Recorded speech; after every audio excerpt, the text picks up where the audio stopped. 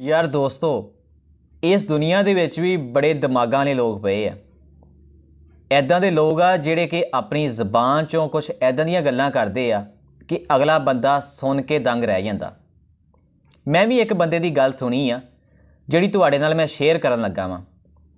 ਇੱਕ ਬੰਦੇ ਨੇ ਮੈਨੂੰ ਇਹ ਗੱਲ ਕਹੀ ਕਿ ਅਗਰ ਤੁਹਾਡੇ ਤੋਂ ਕੋਈ ਬੰਦਾ ਜਲਦਾ ਵਾ, ਤੁਹਾਡੇ ਤੋਂ ਸੜਦਾ ਵਾ ਜਿਹਨੂੰ ਆਪਾਂ ਕਹਿੰਦੇ ਆ, ਤੇ ਤੁਸੀਂ ਉਹਦੇ ਜਲਨ ਦੀ ਸੜਨ ਦੀ ਕਦਰ ਕਰੋ, ਕਿਉਂਕਿ ਇਹ ਉਹ ਬੰਦੇ ਹੁੰਦੇ ਆ ਜਿਹੜੇ ਤੁਹਾਨੂੰ ਆਪਣੇ ਆਪ ਤੋਂ ਬਿਹਤਰ ਸਮਝਦੇ ਆ।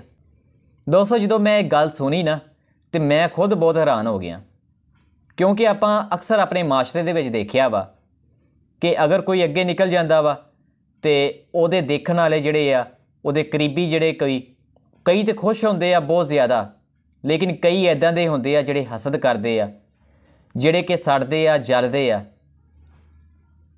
ਹਾਲਾਂਕਿ ਅਗਲੇ ਬੰਦੇ ਨੂੰ ਵੀ ਇਹ ਪਤਾ ਲੱਗ ਜਾਂਦਾ ਵਾ ਕਿ ਇਹ ਬੰਦੇ ਮੇਰੇ ਤੋਂ ਮੁਖਲਸ ਨਹੀਂ ਆ।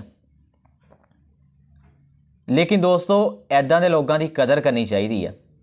ਵਾਕਈ ਸਹੀ ਉਹਨੇ ਗੱਲ ਕਹੀ ਆ ਕਿ ਇੱਦਾਂ ਦੇ ਬੰਦਿਆਂ ਦੀ ਬਹੁਤ ਜ਼ਿਆਦਾ ਕਦਰ ਕਰਨੀ ਚਾਹੀਦੀ ਆ ਮੇਰੀ ਨਜ਼ਰ ਦੇ ਵਿੱਚ, ਤੇ ਕਿਉਂਕਿ ਉਹ ਬੰਦੇ ਆਪਣੇ ਆਪ ਨੂੰ ਤੁਹਾਡੇ ਤੋਂ ਘੱਟ ਸਮਝਦੇ ਆ। ਦੋਸਤੋ, ਕਿੱਦਾਂ ਦੀ ਲੱਗੀ ਮੇਰੀ ਇਹ ਗੱਲ ਮੈਨੂੰ ਕਮੈਂਟਸ ਦੇ ਵਿੱਚ ਜ਼ਰੂਰ ਦੱਸਿਓ। ਖੈਰ, ਤੁਹਾਡੇ ਨਜ਼ਦੀਕ ਤੇ ਇੱਦਾਂ ਦੇ ਕੋਈ ਲੋਕ ਤਾਂ ਨਹੀਂ ਹੈਗੇ? ਅਗਰ ਇੱਦਾਂ ਦੇ ਕੁਝ ਲੋਕ ਤੁਹਾਡੇ ਨਜ਼ਦੀਕ ਵੀ ਹੈਗੇ ਆ ਤੇ ਉਹਨਾਂ ਦੀ ਤੁਸੀਂ ਵੀ ਕਦਰ ਕਰਿਆ ਕਰੋ, ਕਿਉਂਕਿ ਉਹ ਤੁਹਾਨੂੰ ਆਪਣੇ ਤੋਂ ਬਿਹਤਰ ਸਮਝਦੇ ਆ।